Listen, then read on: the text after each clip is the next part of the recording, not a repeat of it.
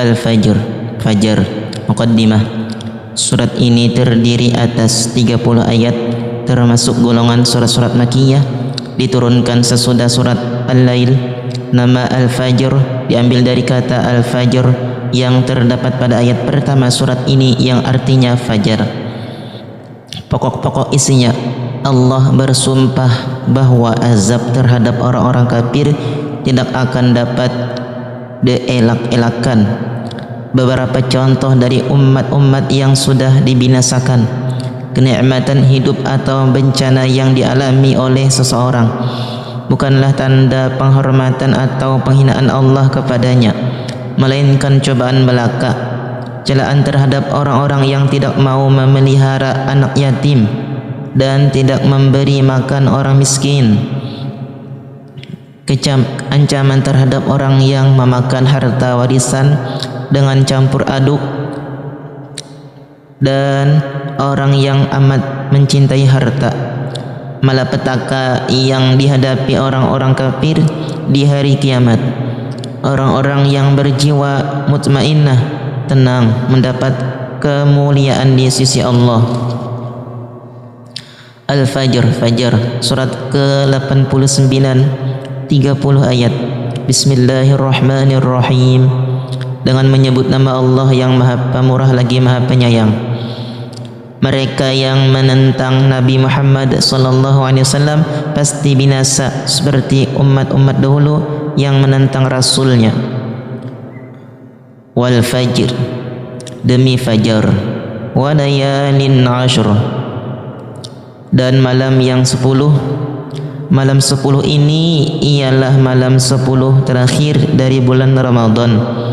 Dan ada pula yang mengatakan 10 yang pertama dari bulan Muharram, termasuk di dalamnya hari Asyura.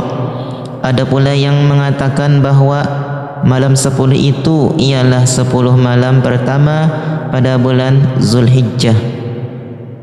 Wasyam'i wal watr, wasyaf'i wal watr, dan yang genap dan yang ganjil. Wal laili idza yasr, dan malam bila berlalu. Hal fi dzalika qasamul lidhi hijr, pada yang demikian itu terdapat sumpah yang dapat diterima oleh orang-orang yang berakal.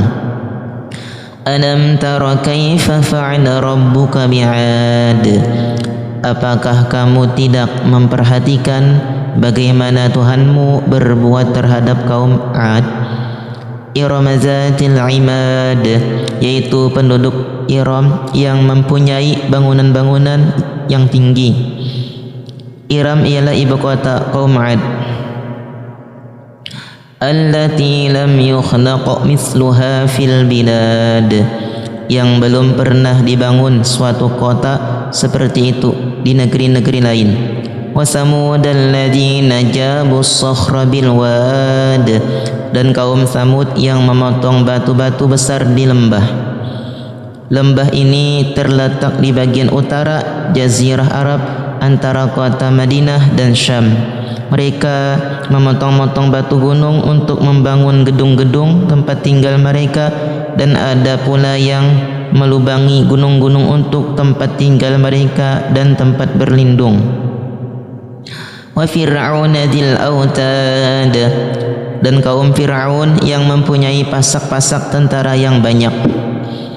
Allazina taghaw fil bilad, yang berbuat sewenang-wenang dalam negeri. Fa aktsaru fiha al fasad, lalu mereka berbuat banyak kerusakan dalam negeri itu. Fasabba alaihim rabbuka sawta adzab, karena itu Tuhanmu menimpakan kepada mereka cemati azab. Inna rabbaka labil mirsad, sesungguhnya Tuhanmu benar-benar mengawasi. Kekayaan dan kemiskinan adalah ujian Tuhan bagi hamba-hambanya. Fammal insanu idza mabtalahu rabbuhu fakramahu wa na'amahu fayaqulu rabbi akraman. Adapun manusia, apabila Tuhannya mengujinya lalu dimuliakannya, dan diberinya kesenangan, maka dia berkata, Tuhanku telah memuliakanku. Wa amma idza mabtalahu faqadara alaihi rizqahu fayaqulu rabbi ahanan. Adapun bila Tuhannya mengujinya lalu membatasi rezekinya, maka dia berkata, Tuhanku menghinakanku.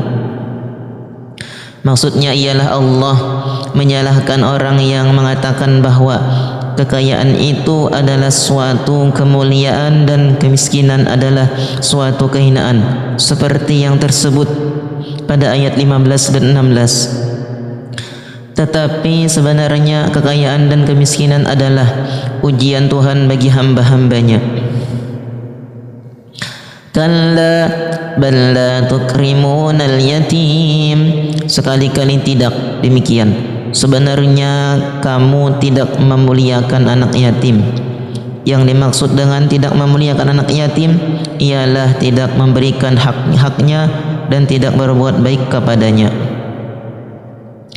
وَلَا تَحَاضُّونَ عَلَى طَعَامِ الْمِسْكِينِ.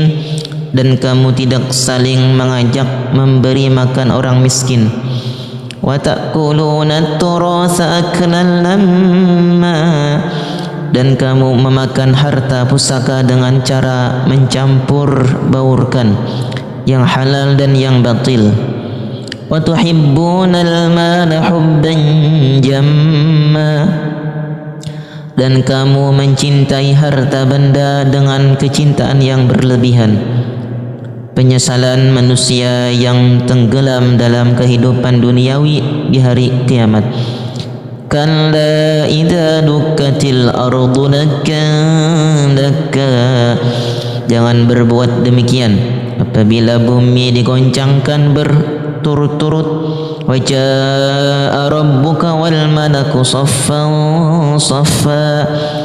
Dan datanglah Tuhanmu sedang malaikat berbaris-baris. Waji'a yawma idzin bi jahannam yawma idzin yatadhakkarul insanu wa anna lahu dzikra. Dan apabila hari itu dan pada hari itu diperlihatkan neraka Jahannam, dan pada hari itu ingatlah manusia akan tetapi, dan pada hari itu diperlihatkan neraka Jahannam, dan pada hari itu ingatlah manusia akan tetapi tidak berguna lagi mengingat itu baginya. Yaqulu ya laitani qaddamtu li hayati. Dia mengatakan, alangkah baiknya kiranya aku dahulu mengerjakan amal salih untuk hidupku ini. Fa yawma idzin la yu'adzibu 'adzabahu ahad. Maka pada hari itu tiada seorang pun yang menyiksa seperti siksaannya. Maksudnya kekerasan azab Allah sesuai dengan keadilannya. Wala yusiqu wathaqahu ahad. Dan tiada seorang pun yang mengikat seperti ikatannya. Penghargaan Allah terhadap manusia yang sempurna imannya. Ya ayyatuhan nafsul mutmainnah. Hai jiwa yang tenang, irji'i ila rabbiki radiyatan mardiyah. Kembalilah kepada Tuhanmu dengan hati yang puas lagi diridainya. Fadkhuli fi ibadi. Maka masuklah ke dalam jamaah hamba-hambaku. Wadkhuli jannati. Dan masuklah ke dalam surgaku. Penutup.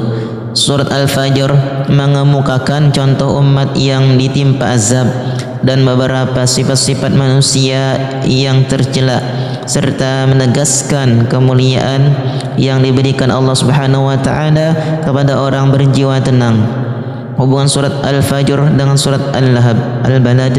1. Dalam surat Al-Fajr terdapat celaan kepada orang yang amat mencintai harta, yang memakan harta warisan dengan campur aduk dan tidak membantu orang-orang miskin. Sedang pada surat Al-Balad dijelaskan penggunaan harta yang terpuji di sisi Allah, yaitu memerdekakan hamba sahaya, memberi makan anak yatim dan anak-anak miskin. Kedua, pada akhir surat Al-Fajr manusia dibagi kepada ahli neraka dan ahli surga. Sedang pada akhir surat Al-Balad disebutkan bahwa manusia dibagi kepada golongan kanan dan golongan kiri.